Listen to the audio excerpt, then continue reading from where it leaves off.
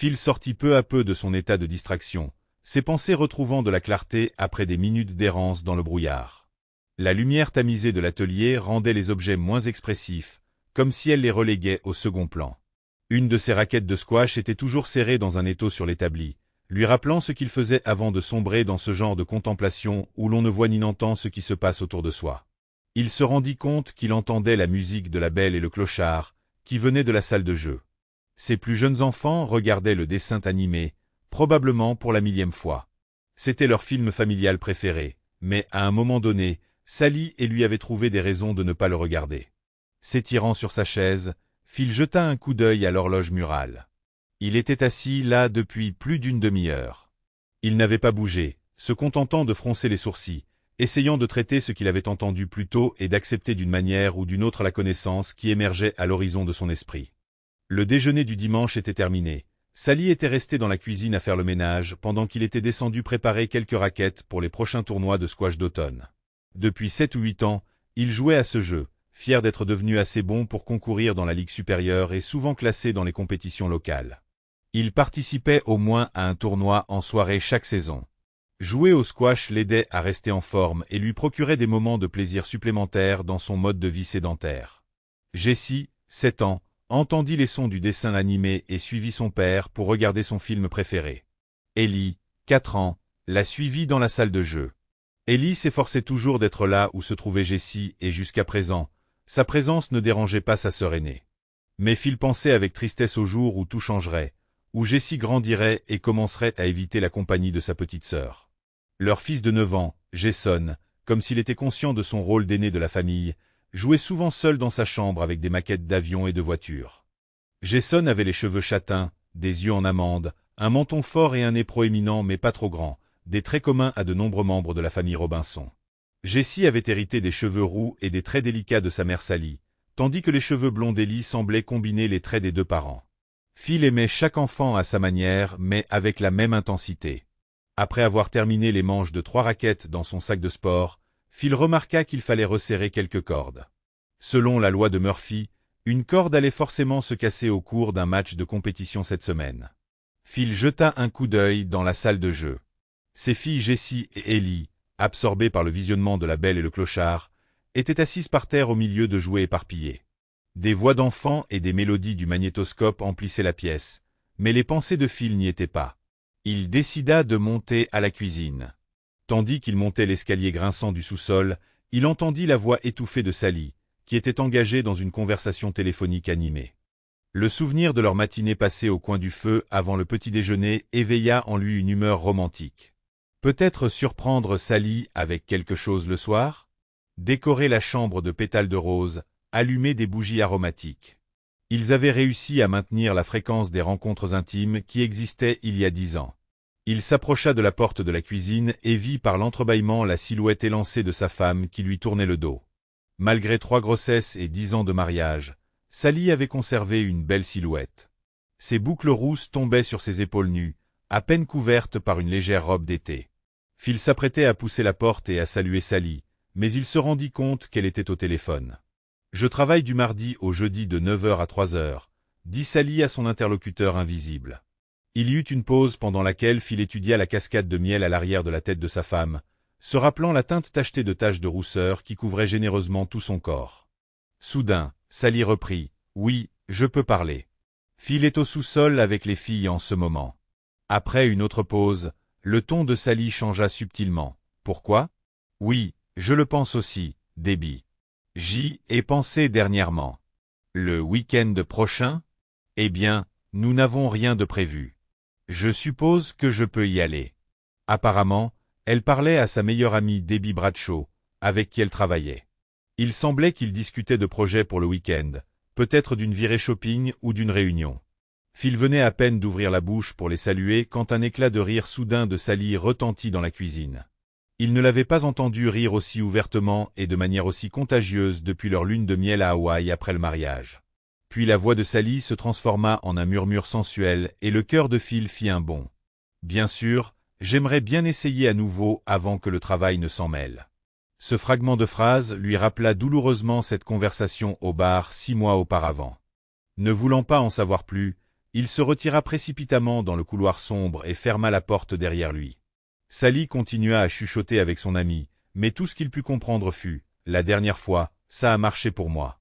Je sais, je sais. Dis-leur à tous les deux que je suis prête à les rencontrer. Oh, j'ai hâte. » Phil hésita, appuyé contre le mur.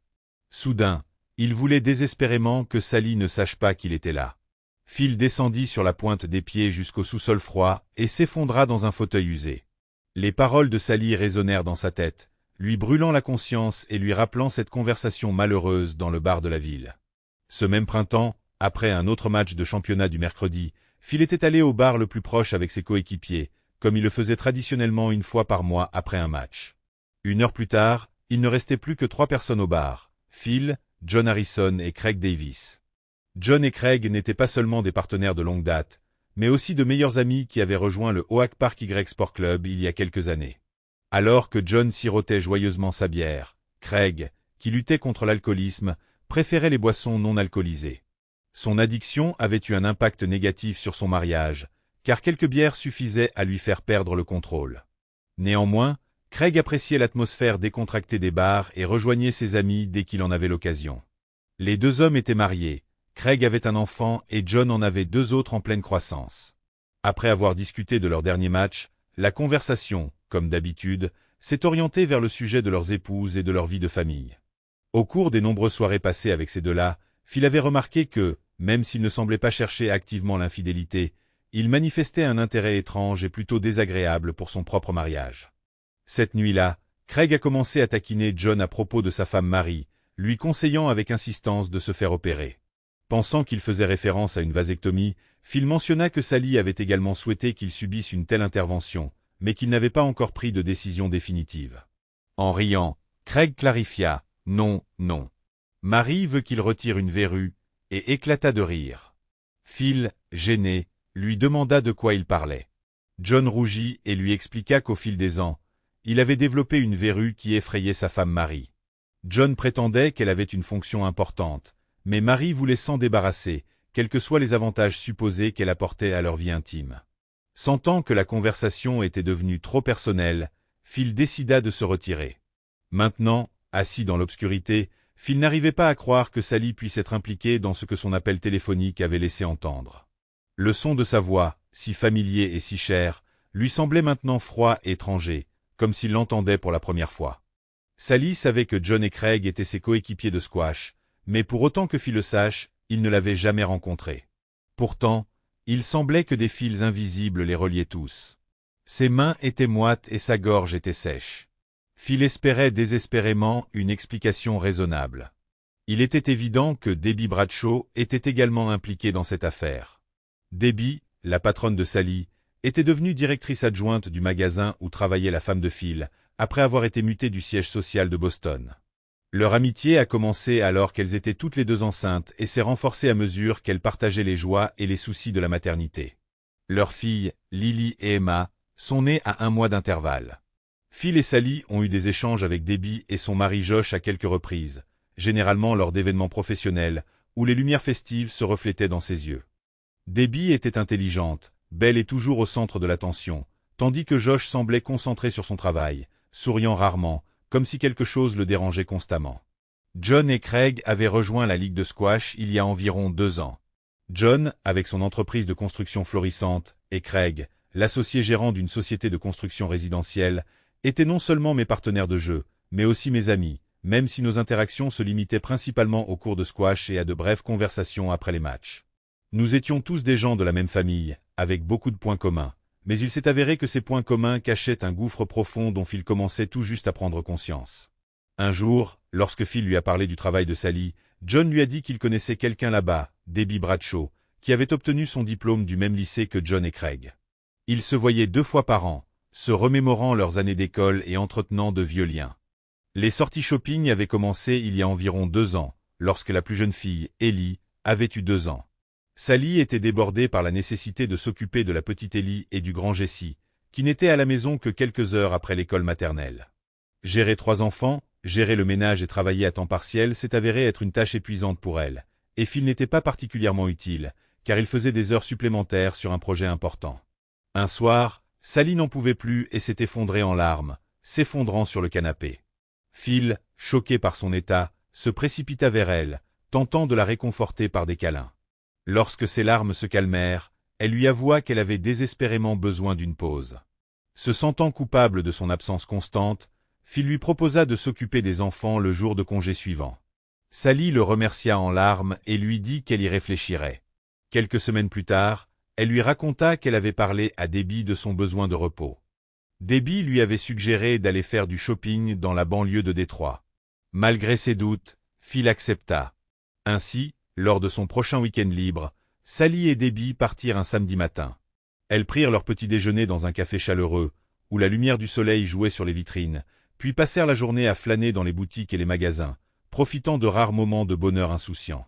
Après s'être installés dans un motel, ils ont dîné dans un petit restaurant puis ont regardé un film. Phil a insisté pour que Sally l'appelle pour lui donner les coordonnées de l'hôtel, ce qu'elle a fait. Ils sont revenus le lendemain vers 17h. Sally, rayonnante de gratitude, a serré son mari dans ses bras et l'a embrassé, partageant ses impressions sur les magasins et les restaurants. Elle n'a pas dépensé beaucoup d'argent, mais a acheté quelques belles choses pour elle et ses enfants. Phil était content pour elle et les enfants se sont bien comportés, donc il n'a eu aucune plainte. C'était il y a plus de 2 ans. Depuis, les sorties shopping sont devenues une habitude tous les 3 ou 4 mois. Sally et son amie Debbie partaient traditionnellement tôt le samedi matin pour leurs aventures de magasinage et ne rentraient que tard le dimanche soir. Phil, cependant, ne s'opposait pas à ces sorties, car il aimait passer du temps seul avec ses filles, ce qui, il le savait, plaisait également à Sally. En repensant à ses voyages passés, Phil se rappela qu'après l'un d'eux, en rentrant chez elle, Sally avait semblé morose et nerveuse pendant un moment. Elle attribuait son état au syndrome prémenstruel, mais Phil ne put s'empêcher de remarquer que le soir de son retour, il n'avait pas fait l'amour, contrairement à leur tradition habituelle, bien qu'il se livrait généralement à la passion avant chacun de ses voyages. À chaque nouveau week-end de shopping, Sally semblait être dans un état d'euphorie pendant une semaine avant de partir. Son enthousiasme devenait presque palpable. « Phil, il est temps pour les filles de monter prendre leur bain. Peux-tu les faire monter ?» dit la voix de Sally du haut des escaliers. Phil s'assit et rassembla ses pensées. « Phil, est-ce que tu m'entends ?» Sa femme l'appela. Il se leva, se dirigea vers l'escalier et répondit d'un ton égal. « Oui, je t'entends. Je vais les envoyer là-haut. » Faisant semblant d'être un père en colère, Phil envoya ses filles aux toilettes. Après cela, il erra sans but dans la maison, à la recherche d'une tâche triviale pour occuper son temps et calmer ses émotions agitées. Finalement, il monta à l'étage. Sally était dans la cuisine, feuilletant les pages d'un livre de recettes. Elle sourit chaleureusement à son mari et lui demanda « Est-ce que quelque chose ne va pas, mon cher ? Tu sembles un peu énervé. » Phil se sentit gêné et marmonna qu'il avait trouvé une fissure dans l'une de ses raquettes de squash préférées. Cependant, il continua à la regarder dans les yeux, à la recherche de signes qui confirmeraient ses vagues soupçons. Sally rit et l'embrassa. « Debbie a appelé pendant que tu étais en bas. Elle voulait savoir si nous pouvions aller faire du shopping la semaine prochaine, dit-elle en jetant un rapide coup d'œil à Phil. Ce regard rapide et évaluateur fit se serrer le cœur de Phil. Il a essayé de trouver un moyen de reporter le voyage. « N'avons-nous pas quelque chose de prévu pour le week-end prochain ? » « Il n'y a rien au calendrier, » a répondu Sally. « Je crois qu'il y a un événement à la Légion des vétérans samedi soir. On pourrait y aller, » dit-il lentement. Sally lui lança un regard mesuré. « Phil, tu sais que je n'aime pas ces réunions. Vous ne faites que parler de la guerre et boire trop. C'est ennuyeux pour moi. Donc si tu veux y aller, prends juste une babysitter pendant mon absence. Pourquoi ne pas faire quelque chose avec les enfants ce week-end ? Cedar Point est encore ouvert pour quelques semaines et nous n'y avons pas encore emmené Ellie. Elle est assez grande pour en profiter maintenant, suggéra Phil, en s'accrochant à n'importe quelle paille. Sally fronça les sourcils et son visage rougit, un signe rare de colère. « Qu'est-ce qui ne va pas chez toi, Phil ? Tu n'as jamais objecté à mes sorties shopping, » dit-elle avec irritation. « Rien. Je pensais juste que nous pourrions faire quelque chose ensemble. Debbie et toi pourrez passer un bon moment. Je veillerai à ce que les enfants se couchent à l'heure, » répondit Phil. Il se retourna et monta à l'étage. À mi-chemin de l'escalier, il jeta un coup d'œil en arrière et vit que Sally le regardait bizarrement. Pendant le reste de la soirée, Phil essaya d'éviter toute conversation avec sa femme. Comme la plupart des soirs de travail, Phil se coucha plus tôt que Sally, essayant de s'endormir rapidement.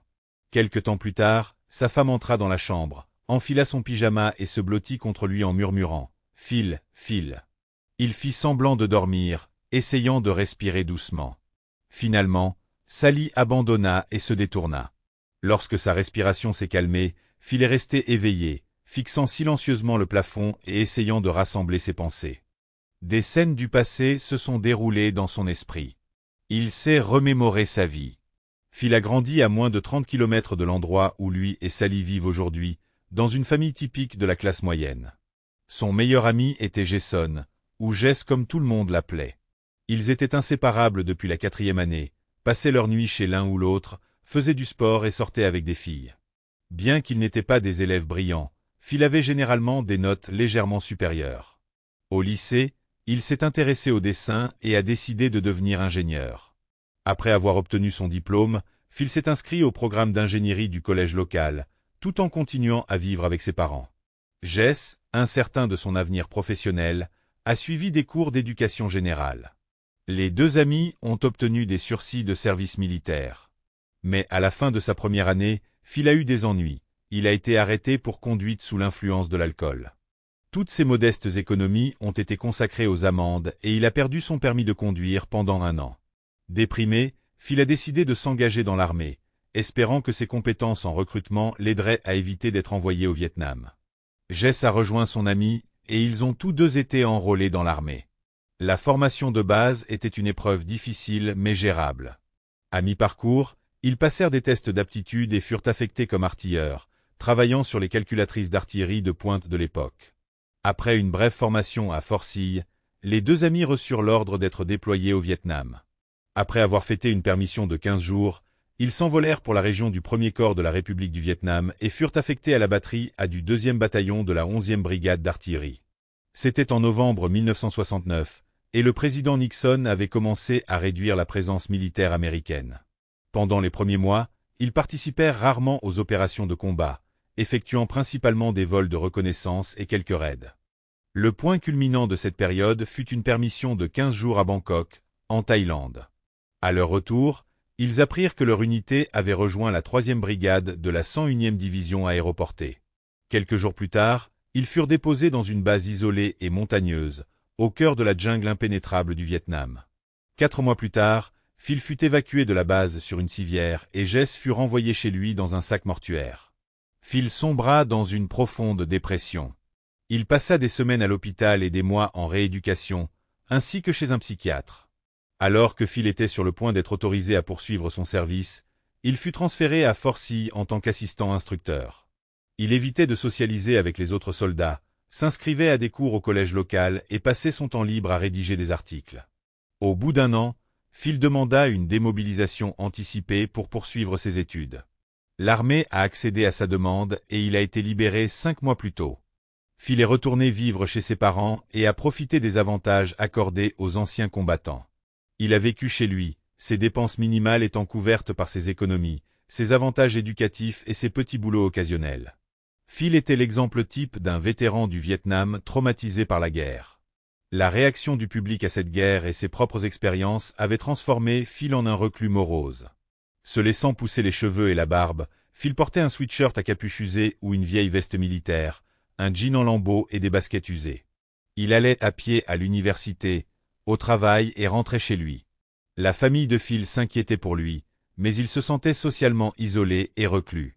Une fois par mois, il rendait visite aux parents de son camarade Jess pour lui rendre hommage. Les parents semblaient reconnaissants de ces visites, et c'était le moins que Phil puisse faire pour honorer son ami disparu. Un jour, au milieu d'une séance d'études au centre étudiant, la concentration de Phil fut interrompue par une voix. « Puis-je m'asseoir ici ?» Devant lui se tenait une grande jeune femme aux longs cheveux roux et au visage pâle. Ses curieux yeux noisettes regardaient Phil directement. Détournant nerveusement son regard, il se retrouva accidentellement à fixer ses lèvres écarlates et brillantes, se demandant ce que cela ferait de les toucher avec les siennes. « Est-ce que ça te va si je m'assois ici ?»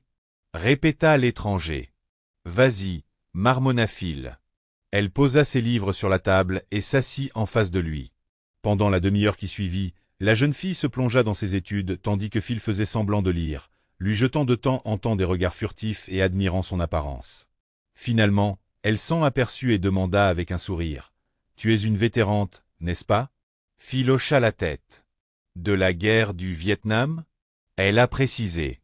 Il s'est tendu mais a quand même répondu. « Oui. Mon père était aussi un vétéran, mais de la guerre de Corée. Il était un marine, » ajouta la jeune fille, et Phil sentit un poids se soulever de ses épaules. Il était même blessé, mentionna-t-elle avec désinvolture. Ces civils ne comprennent pas ce que c'est que d'être là, pensa Phil avec dégoût, mais il hocha quand même la tête et dit qu'il avait servi dans l'armée pendant presque 3 ans. Ils ont discuté jusqu'à ce que la jeune fille doive aller en cours. Après lui avoir dit au revoir, elle est partie. Elle était la première femme à qui Phil avait vraiment parlé depuis son retour de la guerre. Quelques jours plus tard, il entendit à nouveau cette voix familière. « Salut, ça te dérange si je m'assois ici ?» Cette fois, Phil répondit de manière plus cohérente. La fille lui parla comme s'ils étaient de vieux amis. Puis, rougissant légèrement, elle réalisa qu'elle ne connaissait pas son nom. Phil. Phil Robinson, il s'est présenté. Elle a ri. « Sally Baxter, ravi de vous rencontrer. » Ils avaient de longues pauses entre les cours les lundis, mercredis et vendredis, et ils commencèrent bientôt à se voir régulièrement pendant ces périodes. Phil en apprenait davantage sur la famille de Sally, ses amis, ses aspirations professionnelles et ses projets d'études. C'était une fille sociable et charmante, et il y avait quelque chose dans son caractère qui lui rappelait le regretté Jess. Et elle était aussi très belle. Phil lui parla de sa famille et de ses activités, mais essaya d'éviter de parler de son service militaire. Très vite, Phil recommença à se raser et essaya de garder une apparence soignée. Les changements survenus chez son fils ne passèrent pas inaperçus auprès de sa mère, qui en fut très heureuse.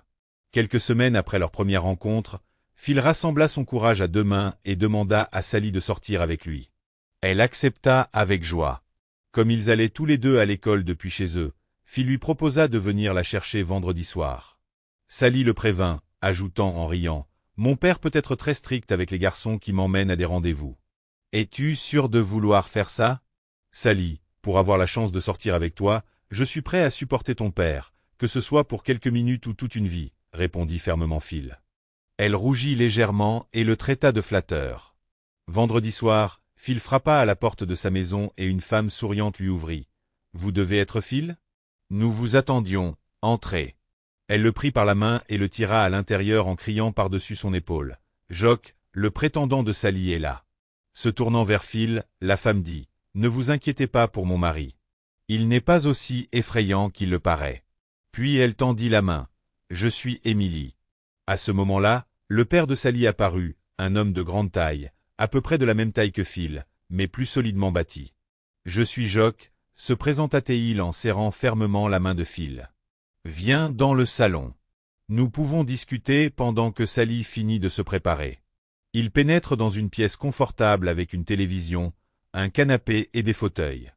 Dans le coin se trouve une cheminée, avec des reliques militaires et un fusil M1 Garand exposé sur le manteau.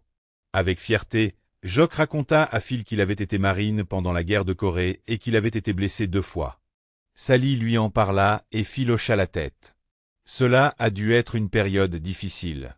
Sally a dit que tu avais servi au Vietnam, a dit Jock.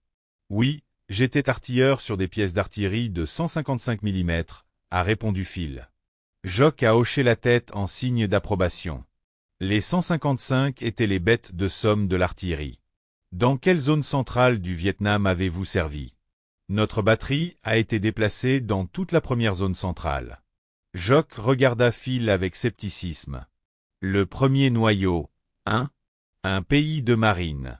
Quand je suis arrivé, la plupart des marines s'étaient déjà retirées, grogna Jock. Ouais, la vietnamisation est un bon terme pour dire. Prends ce pays, il est à toi maintenant. Emily intervint. Jock, la guerre n'est pas encore finie. Elle l'est si tu regardes le fond des choses. Attends un peu et tu verras, insista-t-il obstinément. Heureusement, à ce moment-là, Sally entra, mettant fin à la dispute. Ils parlèrent un peu de leurs études et de leurs projets d'avenir, après quoi Phil et Sally partirent. Le soir, ils allèrent au restaurant puis au cinéma. Phil était tellement absorbé par sa conversation avec Sally qu'il se souvenait à peine du sujet du film. Au cinéma, Ils se tenaient la main et s'asseyaient côte à côte. Après le film, ils se sont brièvement arrêtés dans un bar, mais n'ont bu que quelques verres. Phil raccompagna Sally chez elle juste à temps. Ils se tenaient là, se balançant maladroitement d'un pied sur l'autre, voulant l'embrasser pour lui dire au revoir, mais craignant de gâcher cette merveilleuse soirée. Mais Sally elle-même enroula ses bras autour de son cou, le regarda dans les yeux et murmura « Merci, Phil, pour cette belle soirée ». Phil réalisa qu'il était tombé amoureux de cette fille. Il serra Sally par la taille et l'embrassa tendrement. Avant de se séparer, Sally s'écarta à contre-cœur et entra à l'intérieur. Le lendemain, Phil l'a appelée et ils ont discuté pendant 1 heure. Ils ont rapidement fixé un nouveau rendez-vous pour le milieu de la semaine et sont officiellement devenus un couple. Quelques semaines plus tard, Phil a avoué à Sally qu'il avait réservé une chambre dans un motel pour le samedi soir. Elle rougit légèrement mais acquiesça en souriant. Cette soirée s'avéra vraiment parfaite. Il y eut quelques moments gênants quand Sally vit les cicatrices sur le corps de Phil dues à ses dures batailles, mais il la rassura en lui disant qu'il allait bien. « Sally, je t'aime, » murmura Phil. « Tu ne veux peut-être pas l'entendre, mais je ne peux pas m'en empêcher. » Elle le regarda avec des yeux remplis de larmes et sourit. « Je t'aime aussi, Phil. Je n'aurais jamais cru que cela serait possible. Je veux que cela dure pour toujours. » Phil rit et embrassa le bout de son nez. « Je ne sais pas si ce sera pour toujours, mais je veux vraiment faire ça encore et encore. » Sally éclata de rire. « Oh mon Dieu, Phil, fais tout ce que tu veux. » Pour la première fois depuis la perte de Jess, Phil se sentait en paix et plein d'espoir pour l'avenir. Lorsqu'ils quittèrent le motel tôt le matin, ils savaient déjà qu'ils voulaient être ensemble pour la vie. Phil et Sally rêvaient de mariage, d'enfants et d'un avenir commun. Sally avait terminé ses études 1 an plus tôt que Phil, afin de pouvoir travailler pendant qu'il terminait ses études. Ensuite, ils se marieraient définitivement. Phil avait prévu de louer un appartement pour pouvoir être ensemble. 1 semaine plus tard, il présenta Sally à ses parents, Dave, qui travaillait à l'usine General Motors, et Donna, qui travaillait à temps partiel comme assistante d'enseignante. Ils aimaient Sally pour sa bonne humeur et son humeur ensoleillée, et pour avoir fait sortir leur fils de sa coquille. Phil était vraiment heureux et ne pouvait souvent pas retenir son sourire. Même son thérapeute lui a conseillé d'arrêter les séances, car Phil s'était pleinement engagé sur le chemin de la guérison.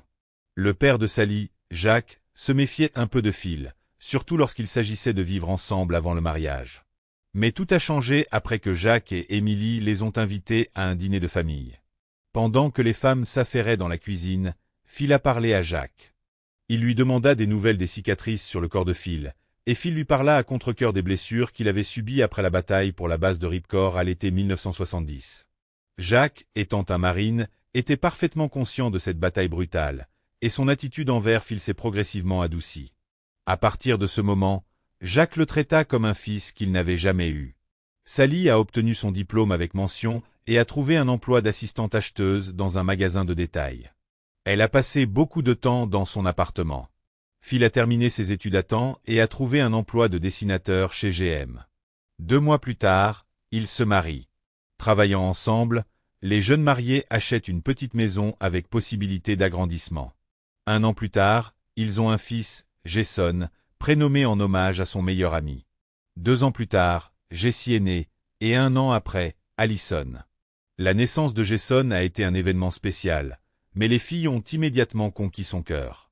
Après la naissance de Jason, Sally a commencé à travailler à temps partiel, prévoyant de reprendre un travail à temps plein lorsque tous les enfants seraient à l'école. Ses heures de travail variaient de 12 à 20 heures par semaine, ce qui lui convenait car elle bénéficiait d'une réduction importante en tant qu'employée et aidait à habiller les enfants. Dès le début de son travail, le rôle de Phil a évolué de la traduction de dessins en programme de production automatisé à la participation au premier système de conception assisté par ordinateur. Quand Ellie est née, la vie était merveilleuse. La famille avait de l'argent, 2 voitures et une belle maison. Ils agrandissaient leur espace de vie et partaient en vacances ensemble chaque année. Sally et son mari envoyaient les enfants chez leurs grands-parents 2 fois par an pour qu'ils puissent passer un week-end romantique en tête-à-tête. Leur mariage semblait solide, plein d'amour et de tendresse.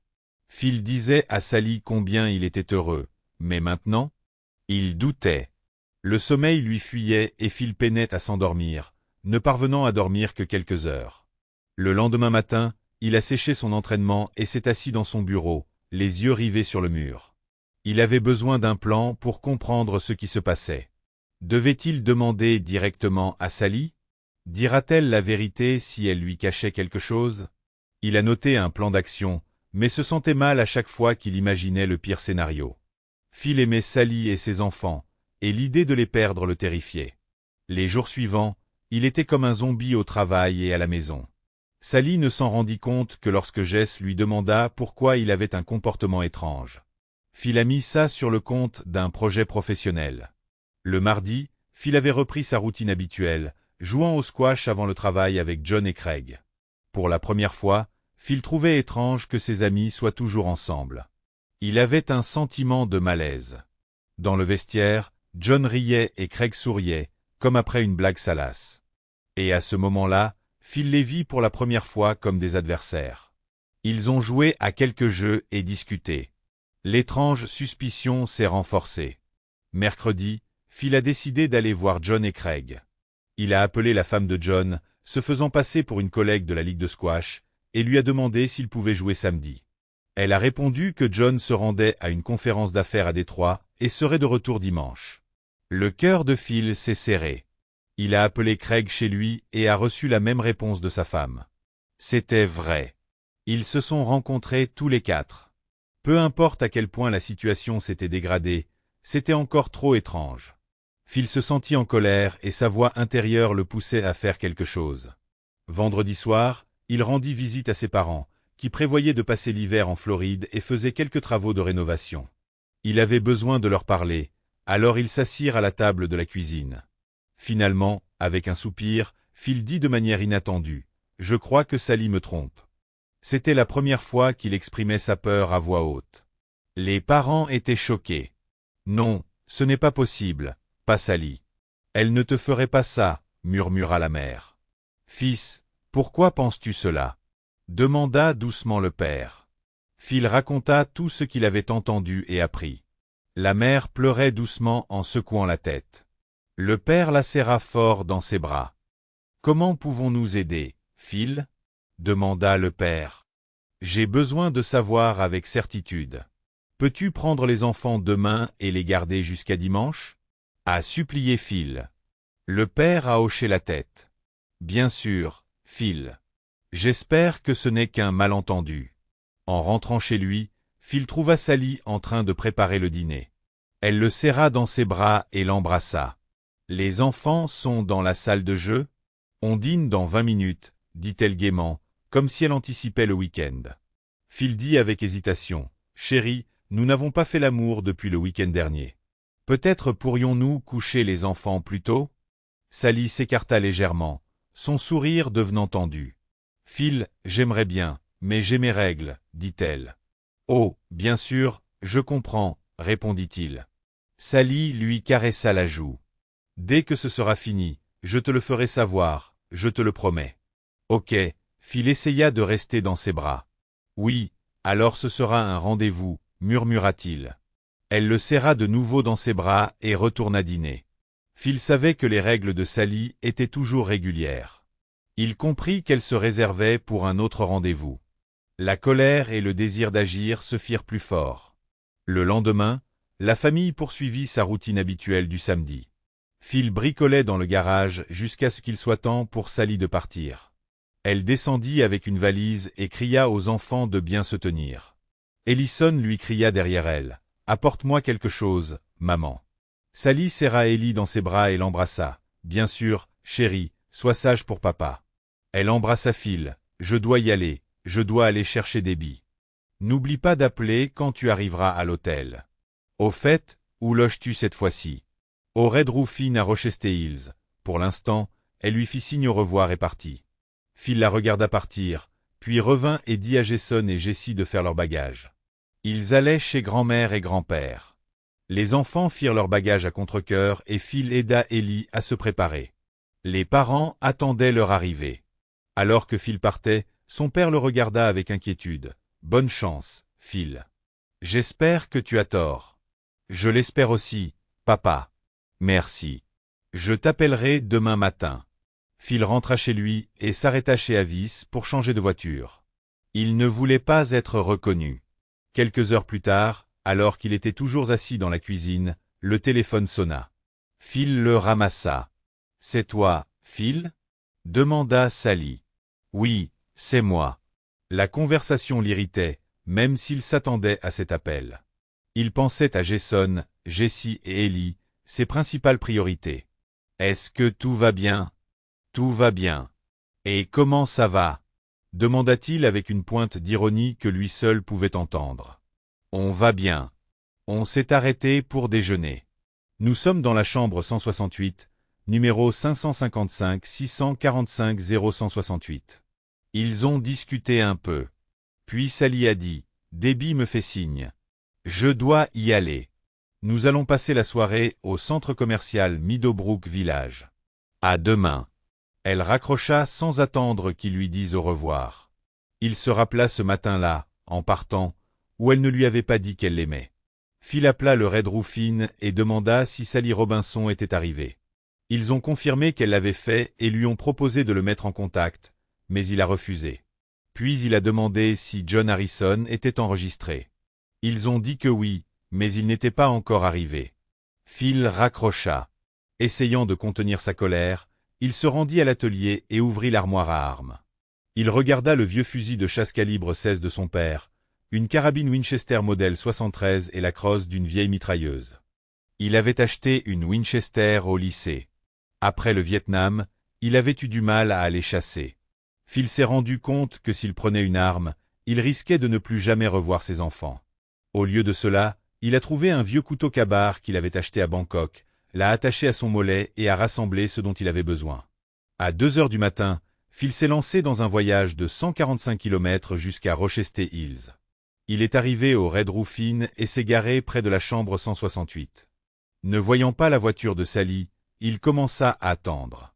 À 5 heures du matin, Phil aperçut le pick-up rouge familier, duquel John et Craig sortirent en riant et en discutant, et se rendirent dans la pièce à côté de celle de Sally.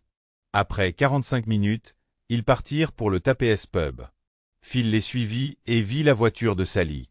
Il décida de ne pas entrer dans le bar pour éviter d'attirer l'attention et se gara dans la rue pour attendre. À 9 heures du matin, les 4 sortirent du bar en riant et en se tenant la main. Phil est retourné à l'hôtel et s'est garé pour pouvoir voir la porte de la chambre 168 et la camionnette de John. Bientôt, ils se sont approchés, discutant et riant. John a lancé une pièce et Craig a embrassé Sally. Debbie entraîna John dans une autre pièce. Les deux couples, main dans la main, se dirigèrent vers des pièces séparées. Phil, stupéfait, réalisa que ce n'était pas la première fois. 10 années de mariage et de famille ont été brisées. Une voix intérieure lui criait « Fais quelque chose, n'importe quoi ». Mais que pouvait-il faire maintenant? Phil pensait connaître la réponse. Au moins, il se sentirait mieux en sachant qu'il avait essayé. Puis John sortit de la chambre de Debbie en short et en t-shirt, une bière à la main. Phil remarqua qu'ils fixaient leur porte depuis plus d'1 heure. John regarda autour de lui et frappa à la porte de Sally. Craig sortit à moitié nu, ils discutèrent brièvement, se firent un high-five et changèrent de chambre. Phil comprit ce qui se passait. La voix intérieure cria « Agis, idiot !» Phil enfila ses gants de conduite, sortit de la voiture et se dirigea vers la chambre 168. Il frappa 2 fois et lorsque John ouvrit, il le frappa violemment. John revint en arrière, se tenant le visage. Phil sortit le couteau et le pointa sur John. « Depuis combien de temps, John ? Depuis combien de temps cela dure-t-il ? » « Ah, 2 ans, balbutia John. « Alors, la ligue de squash n'était pas une coïncidence ? » demanda Phil d'un ton sarcastique. « Non, » répondit John en grimaçant de douleur. « Tu es un idiot malade, John. Si jamais tu t'approches de Sally ou d'une autre femme mariée, je te retrouverai. Tu comprends ? » « Oui, » chuchota John. « Tu ferais mieux de quitter la ville, » ajouta Phil. Les yeux de John s'écarquillèrent de terreur et il perdit le contrôle de son estomac. La voix de Sally résonna depuis la douche. « Hé, John, je pensais que tu te joindrais à moi. Que se passe-t-il » Elle sortit de la salle de bain, vit Phil et pâlit, laissant tomber sa serviette. « John, mon garçon, tu ne te sens pas bien, » grogna Phil. Sally claqua la porte. Il coupa le fil du téléphone avec un couteau, jeta le combiné dans la salle de bain, faisant hurler Sally, et quitta la pièce en grognant de ressentiment. Phil s'approcha de la chambre de Craig et frappa 2 fois. Lorsque Craig ouvrit la porte, il rit, « Vous êtes bruyant ». Phil le frappa sous le menton et Craig s'effondra. Debbie, effrayée, s'assit sur le lit. Phil arracha le fil du téléphone du mur. « Si tu dis à ton mari que tu m'as vu, dis-lui bonjour. Ou peut-être que je le lui dirai moi-même. » Phil jeta le téléphone dans un coin et partit. Dehors, il respira profondément, contemplant le ciel nocturne. La tension s'était dissipée, remplacée par une lassitude calme. La voix autoritaire qui exhortait à l'action avait disparu. Phil se dirigea vers sa voiture, prêt à repartir. La sonnerie du téléphone l'irritait, même s'il s'y attendait. Phil se concentra sur les enfants, réfléchissant à la manière de les protéger des conséquences de la situation. « Phil, c'est Jacques » dit la voix au bout du fil. « Oui, Jacques » répondit Phil sans enthousiasme. « Que s'est-il passé ?» Sally était là quand maman et moi sommes rentrés de l'église. Elle pleure et a peur de rentrer chez elle, cria presque Jacques. Phil jeta un coup d'œil à l'heure, presque 13 heures depuis son départ de Rochester Hills. Je ne sais pas ce que j'aurais pu faire pour qu'elle se sente comme ça. Elle dit que tu as attaqué quelques amis de Debbie hier soir et que tu leur as fait beaucoup de mal. Leur faire du mal? Ils ont eu de la chance que je ne les ai pas détruits, répondit Phil sarcastiquement.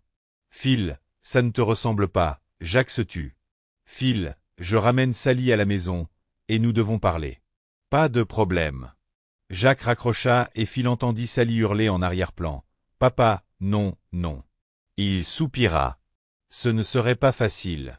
Phil était assis à la table de la cuisine, examinant de vieilles photos et des souvenirs dans une boîte à chaussures, tout en sirotant sa 2e bière. Lorsqu'ils arrivèrent, Jacques entra le premier, suivi de Sally, qui le tirait par le bras. « S'il te plaît, papa, réglons ça. Phil et moi avons besoin d'un peu d'intimité. » Les yeux de Sally étaient rouges et gonflés, et elle tremblait, évitant tout contact visuel avec Phil. Jacques était assis à la table, les yeux fixés sur le couteau posé à côté de la bière de Phil. « Bon, Phil, qu'est-ce qui se passe ?» Phil dit d'un ton moqueur à Sally, « Vas-y, dis à ton père ce qui se passe. »« Tais-toi, Phil, toi et moi pouvons régler ça. » répondit-elle d'un ton suppliant, pas menaçant. Phil était irrité par sa conviction que tout pouvait être réglé en privé. Il regarda Jacques dans les yeux. Il s'avère que Sally et sa patronne Debbie ont des amies qu'elles aiment voir quand elles sont absentes. J'ai appris la nouvelle et je me suis fortement opposé à ce qu'on me fasse. Sally soupira et s'assit, l'air découragé. Non, Phil, Sally ne ferait pas ça, rétorqua Jacques avec colère. Je ne te crois pas. Ça suffit, Phil, tu es cruel, intervint Émilie. Cruel. Tu aurais dû voir ce qui se passait dans sa chambre, répondit froidement Phil. Jacques se tourna vers Sally. Son regard effrayé confirma les paroles de Phil. Il s'effondra sur une chaise, se couvrant le visage. Mon Dieu. Sally pâlit et cria, s'il te plaît, papa, ne le dis pas à maman. On peut vraiment régler ça, Phil? Phil parcourait en silence les vieilles photos et les souvenirs, se rappelant des moments de cette souffrance. Après quelques minutes, Jacques se redressa et s'essuya les yeux. « Qu'est-ce que tu vas faire, Phil ?» demanda-t-il en regardant Sally. Phil hésita. « Je ne t'ai jamais parlé du Vietnam ni du Ripcord. Pas même à un thérapeute, fit-il en désignant les objets sur la table. C'est ironique, Jacques, que ta génération expose des souvenirs militaires, alors que la mienne les cache dans une boîte à chaussures dans le tiroir du bas. Pourquoi? Oh, c'est une question rhétorique.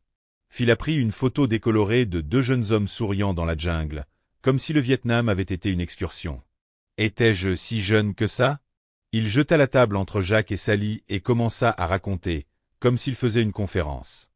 Jason et moi avons été parachutés au Ripcord en mai 1971. C'était juste une autre base pour notre unité. Nous nous sommes retrouvés au milieu de combats acharnés, entourés de milliers de soldats nord-vietnamiens. Chaque jour, nous étions bombardés de mortiers et de roquettes, notre base se noyait dans la fumée et le chaos. Mon meilleur ami Jason a été tué dans mes bras, abattu par un transfuge vietnamien que nous considérions comme un allié. Dans mes derniers instants, saignant de mes blessures, j'ai réussi à tirer sur plusieurs soldats ennemis qui essayaient de percer nos barbelés. Peu après, nous avons été évacués, mais Ripcord est devenu un symbole de trahison et de pertes insensées dans cette guerre. L'histoire de Phil a touché Jacques au plus profond de son être. Les blessures et les cauchemars de cette guerre lointaine hantaient encore son gendre. Phil continua. « Quand je suis rentré chez moi, j'étais un homme brisé, incapable de reprendre une vie normale. Jusqu'à ce que je rencontre Sally. Son amour m'a guéri et m'a ramené à la vie. Notre famille avec 3 enfants est devenue tout pour moi. Et maintenant ?» Phil se tut, luttant pour retenir ses larmes. Il y eut une longue pause. Finalement, Jacques demanda doucement. « Et maintenant, Phil ?» Les yeux de Phil s'assombrirent. « J'ai été trahi une seconde fois, Jacques. Et encore une fois, j'ai perdu ma meilleure amie. Hier, j'ai découvert que Sally m'avait trompé pendant presque 2 ans, non pas avec un seul homme, mais avec plusieurs. Je ne peux plus lui faire confiance. » Sally éclata en sanglots, suppliant Phil de lui pardonner, qualifiant cela d'erreur. Mais Phil resta inflexible. « Te pardonner, Sally ? D'avoir trahi nos vœux et détruit ma foi en notre mariage ? Je te pardonnerai peut-être un jour. Mais je n'oublierai jamais. Chaque fois que je te regarderai, je me souviendrai de cette douleur. Je ne peux pas vivre comme ça. » Jacques se leva silencieusement, jetant un dernier regard triste à sa fille. Se tournant vers Phil, il murmura. « Je ne sais pas quoi te dire, mon fils. Tu ne méritais pas ça. Fais ce que tu dois faire, mais s'il te plaît, ne cherche pas à te venger de Sally. » Phil hocha tristement la tête et tendit à Jacques son vieux couteau de combat en guise d'adieu. Lorsque Jacques partit, Phil et Sally restèrent assis en silence, évitant le regard de l'autre. Une sonnerie de téléphone perçante rompit le silence prolongé. Sally décrocha le combiné et 1 minute plus tard, s'effondra sur la chaise, encore plus pâle. D'une voix tremblante, elle murmura. C'était Debbie. Elle a été renvoyée. Elle a dit que c'était de ma faute. Le visage de Phil s'est durci. C'est Debbie, l'amie et collègue de travail de Sally, qui a été la première à provoquer ces infidélités conjugales et à entraîner sa femme dans ces histoires. Presque avec joie, Phil a annoncé que le mari de Debbie avait également tout découvert. Il l'a mise à la porte et a demandé le divorce. Sally éclata en sanglots, suppliant Phil de ne pas la quitter. Mais Phil avait déjà pris sa décision. « Aujourd'hui, je prendrai les enfants et je leur dirai que ta mère et moi vivrons séparément. Je trouverai un autre logement, mais je resterai au sous-sol pour le moment. Nous ne traumatiserons pas les enfants avec des détails inutiles sur ta trahison. » En désespoir de cause, Sally a essayé de convaincre Phil que ce n'était que 3 ou 4 nuits par an, qu'elle n'avait jamais eu de sentiments pour ces hommes. Phil rigola amèrement. « 3 ou 4 nuits seulement où tu as donné ce qui aurait dû n'appartenir qu'à moi, à toi-même. Ces aventures valaient-elles la peine de perdre le respect de ta famille, ton travail et de détruire notre famille ?» Évitant le regard de sa femme, Phil balaya du regard leur cuisine confortable, les photos de famille, les dessins d'enfants sur le réfrigérateur, la chaise haute dans le coin. À travers un voile de larmes, il murmura « Je suis désolé, mais je ne peux pas faire ça. Je ne pourrai pas oublier. » Sally se balançait silencieusement sur sa chaise, se serrant dans ses bras, incapable de croire ce qui se passait. Phil soupira lourdement et se dirigea vers la sortie. À la porte, il s'arrêta et, sans se retourner, posa doucement une dernière question. « Sally, tu as perdu l'amour de ton mari, le respect de tes parents, ton travail, et tu vas devoir expliquer aux enfants pourquoi tu as détruit la famille. Est-ce que ça valait la peine ?» Sans attendre de réponse, Phil sortit par la porte. Merci de nous soutenir avec un bouton j'aime et restez à l'écoute pour regarder la prochaine vidéo. Merci.